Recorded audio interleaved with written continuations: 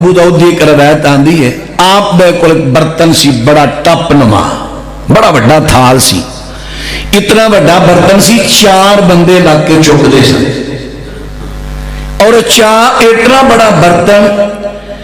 اکثر سری تیار کیتا جاندہ سی آپ تیار کرواندے ہوندے سن جدوں کو گنجائش ملدی سی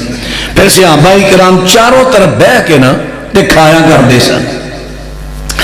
نبی پاک صلی اللہ علیہ وسلم تے صحابہ اکرام باقی تے کھانا کھان لگے نے صحابی بیان کردہ ساں دیکھیا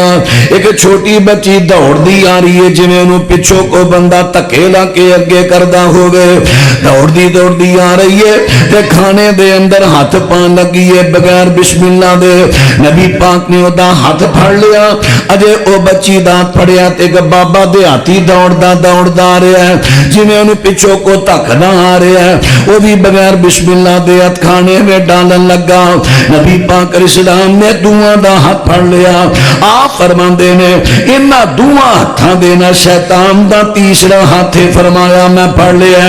شیطان انہاں نو کل کے ساڈا کھانا اپنے تے حلال کرن لگا سی میں حلال ہون دیتا ہی نہیں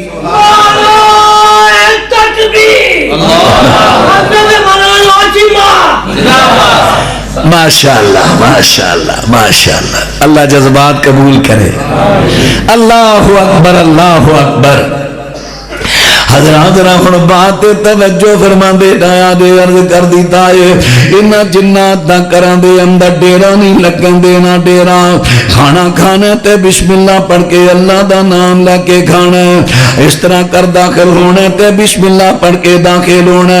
ایک اور بھی چیز توجہ کرے آجے نبی پاک صلی اللہ علیہ وسلم دے فرمان دے مطابق سے مسلم دی